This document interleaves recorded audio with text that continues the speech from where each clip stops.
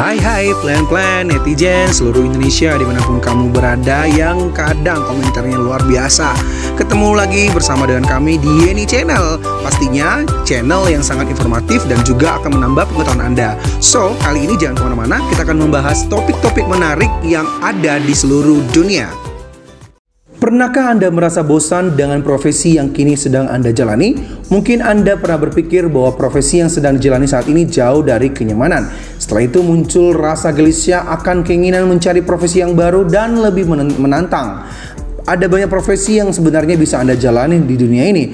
Namun mencari profesi yang sesuai minat dan keahlian Anda terkadang menjadi hal yang tidak mudah. Ditambah lagi dengan kebiasaan membandingkan profesi yang sedang dijalani dengan profesi orang lain.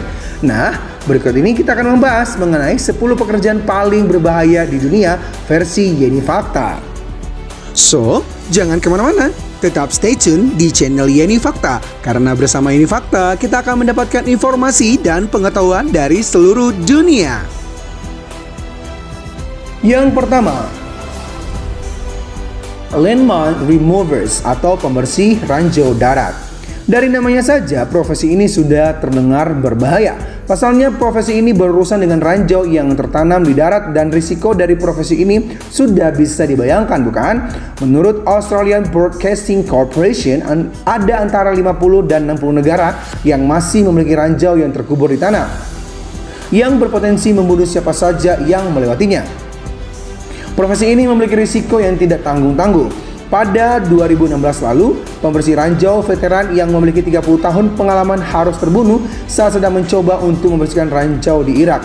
Dengan risiko yang sangat tinggi, seorang landmine removers memiliki gaji yang cukup tinggi, yaitu sekitar 4 juta per hari. Yang kedua, penambang belerang. Seorang vulkanis yang mempelajari gunung berapi biasanya memiliki banyak peralatan keselamatan yang menunjang. Tetapi penambang belerang gunung berapi biasanya tidak memiliki peralatan keselamatan apapun, kecuali kain yang menutupi mulut dan hidung mereka karena gas atau asap. Profesi berbahaya ini juga ada di Indonesia. Penambang belerang terdapat di Kawah Ijen, Jawa Timur. Profesi ini adalah salah satu profesi yang paling berbahaya di dunia. Para penambang belerang ini setiap harinya harus turun ke kawah mengambil belerang tanpa peralatan dan perlengkapan keselamatan apapun. Hanya berbekal keranjang yang dipanggul dan penutup mulut saja.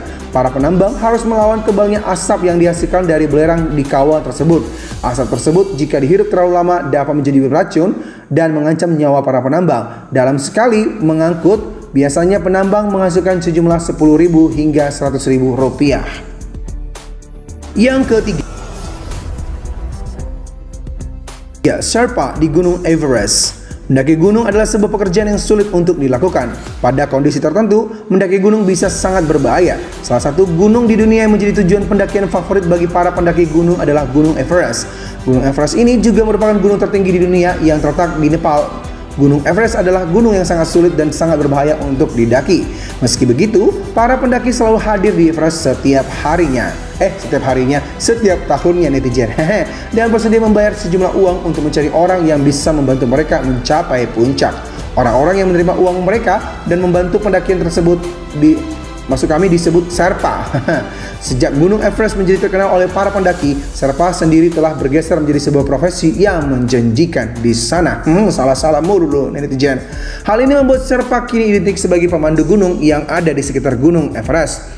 Tugas seorang Sherpa biasanya adalah mendirikan kemah, membawa barang, serta bertanggung jawab atas keselamatan kelompok pendaki. Saking vitalnya tugas Sherpa, mereka sudah dianggap teman terbaik para pendaki Gunung Everest. Tugas sulit yang diemban Sherpa membuat mereka rata-rata mendapatkan penghasilan sekitar $700 Amerika atau 9 jutaan. Bahkan Sherpa juga mendapatkan gaji sekitar 3.000 sampai dengan $5.000 Amerika atau sekitar 42 juta hingga 70 juta dalam setiap musim pendakian. Yang keempat, wartawan perang. Menjadi wartawan perang adalah sebuah profesi yang sangat berbahaya.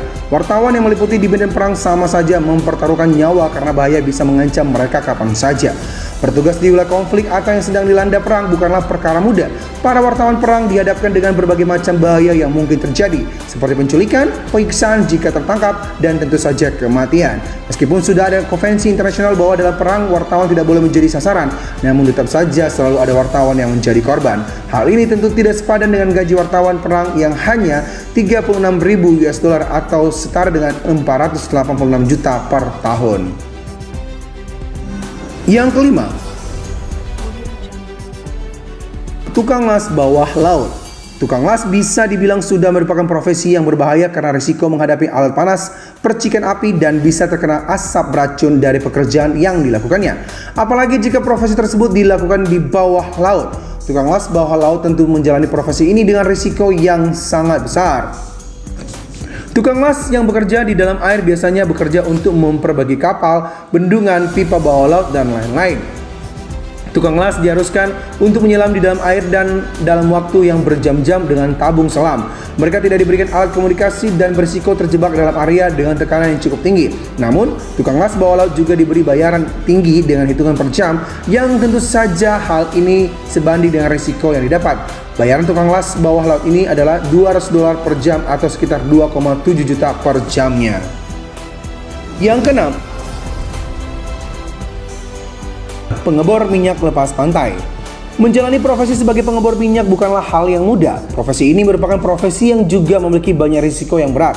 Mulai dari harus bekerja di tengah laut yang jauh dari akses manapun, bekerja dengan durasi kerja yang lama, jauh dari keluarga, hingga risiko jika terjadi kecelakaan kerja yang mengancam nyawa. Terkadang pekerjaan pengeboran minyak lepas pantai harus bekerja selama 16 jam secara terus-menerus. Mereka bahkan tidak bisa tidur selama 1 atau 2 hari. Selain itu, ada banyak risiko yang mengancam keselamatan seperti kebakaran, ledakan, tenggelam, dan kecelakaan karena alat pengeboran adalah beberapa di antara risiko yang harus dihadapi. Namun, risiko itu sepadan dengan penghasilan mereka yang berada di kisaran 70.000 hingga 140.000 per tahun, setara dengan 945.000 juta rupiah atau 1,8 miliar rupiah. Yang ketujuh, karyawan produsen microchip. Di dunia modern ini, teknologi semakin maju, di mana hampir semua orang bergantung pada laptop dan ponsel dalam aktivitas sehari-harinya. Tetapi tahukah Anda bahwa dalam proses pembuatan komponen utama yaitu microchip membutuhkan biaya dan pengorbanan yang tinggi. Sejumlah besar bahan kimia berbahaya seperti arsenik digunakan dalam produksi microchip. Meskipun tidak secara langsung menimbulkan dampak yang fatal, namun terpapar arsenik dalam waktu yang lama bisa mengakibatkan cacat lahir, keguguran, penyakit terkait pernapasan, dan kanker. Padahal karyawan produsen microchip hanya dibayar 61.000 atau setara dengan 823 juta rupiah. Yang kedelapan, pembersih jendela gedung pencakar langit. Pernahkah Anda bertanya-tanya bagaimana caranya membersihkan kaca gedung-gedung pencakar langit? Ternyata ada sebuah profesi yang bertugas untuk membersihkan jendela gedung-gedung tinggi ini. Profesi ini tentu tidak bisa dilakukan oleh orang sembarangan. Hanya orang-orang yang tidak takut tinggi dan berani yang bisa melakukan pekerjaan ini. Meskipun terdengar sepele, tetapi menjadi pembersih jendela gedung pencakar langit bukan perkara yang mudah.